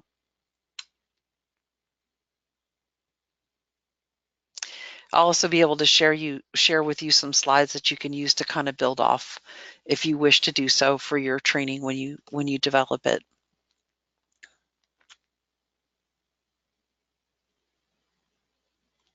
Okay, thanks again, everybody. We'll go ahead and close our session, and you can click out whenever you're comfortable. And we'll see you tomorrow, and have a great rest of the day. And thanks again. Goodbye for now.